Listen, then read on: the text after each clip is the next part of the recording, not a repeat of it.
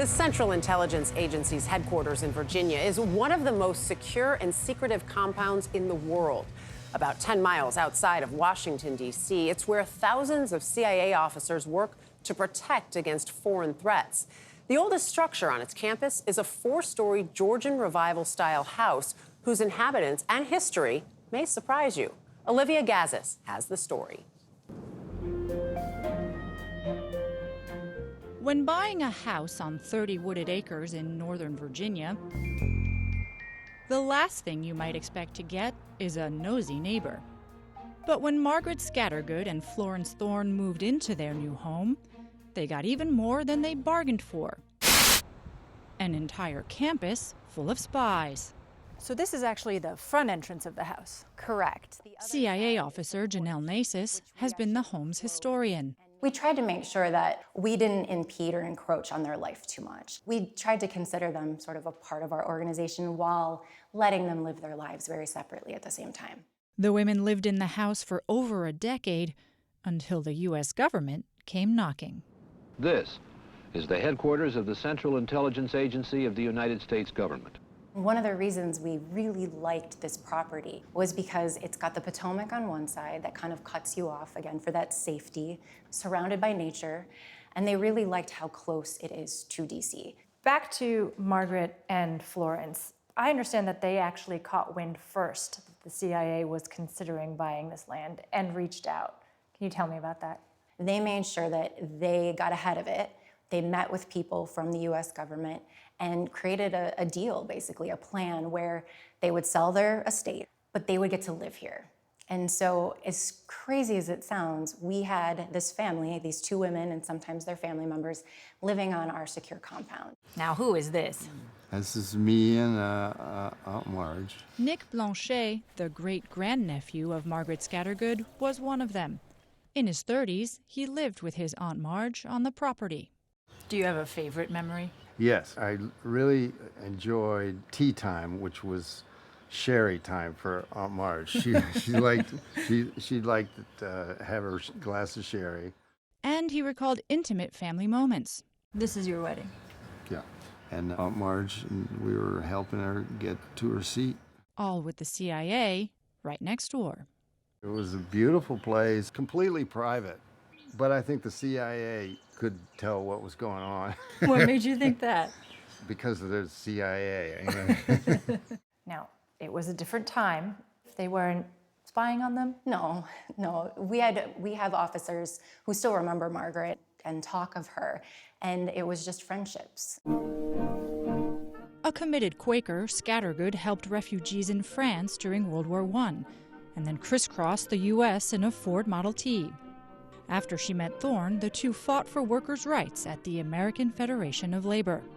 Florence is really interesting in the fact that the work that she did at the AFL actually led to legislation for Social Security. These were 2 women who, sought out not just adventure, but making the world better. After Thorne passed away in 1973, family lore says Scattergood may have opened her doors to political refugees known as Sandinistas from Nicaragua, where at the same time CIA was covertly backing an opposing group, the Contras.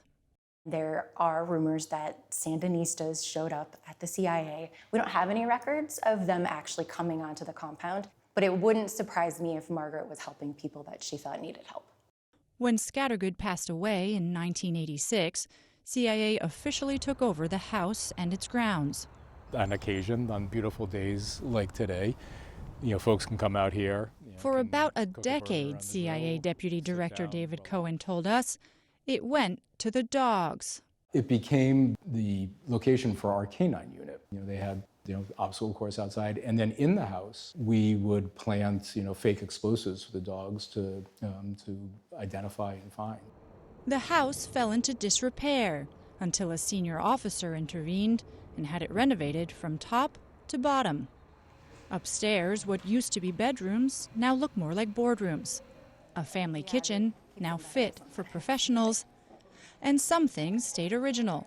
The grand central banister, the wrought iron windows, and a secret little spot in the basement. We're pretty sure that this foundation was actually a home that existed before it and probably was built in the late 19th century. In 2004, the house was fully reopened and renamed the Scattergood Thorne Conferencing Center. This one is locked. This is the only locked door at the Scattergood Conferencing Center. There is one door, door number 3, that we couldn't peek behind. Right. Can you tell me what's behind that door? What you might imagine. I can imagine lots of things. No, what's behind that door is a computer workstation. There's a terminal where you can get online if you need to. It's not a sprawling situation room that Afraid connects. not. Yeah. In 2005, it convened every living director to mark a symbolic departure of the official title of Director of Central Intelligence. So you had everyone from President George Bush 41 to the current director at the time. And the room we're sitting in right now was the main reception area for the dinner. During the COVID-19 pandemic, it was used as an office by then Deputy Director Vaughn Bishop. Today, for seminars with Director William Burns and events for an unknown number of mystery visitors. Well, I can't confirm any particular meeting, but I can tell you we use this house frequently for foreign visitors who come to the agency. Like who? Many different folks. Even going back a ways, you can't mention any names? Not right now. So. While most of its guests and events today remain top secret, the house stands as a reminder of the trailblazing women whose names and legacies it still bears. What do you think Margaret and Florence would think about what happens here today if they knew about it? I think Margaret and Florence would appreciate the fact that the CIA took such care of the house first and foremost. I would hope that they would appreciate the human connections that we try to make here and that everyone here has the intentions of making the world safer. For CBS Saturday Morning, Olivia Gazis, Washington. I love that story so Really much, cool. and I love that behind door number 3. It's a computer workstation. Not sure why that had to be or locked. so they say. Yeah. So Nick, the great grandnephew of Yeah. Margaret's, who lived there for a time, Had his wedding there. had his wedding there, said he hasn't been back since, but he would like to go. So It's we'll see. pretty cool. It's still amazing to me that the CIA let them live there. I get it. That was part of the deal. I know, but right? still, It is. kind of If crazy. you need a cup of sugar, your neighbor already knows that you that you need the Yeah, cup of yeah, sugar. half stick Yeah. of butter. Yeah, I know that.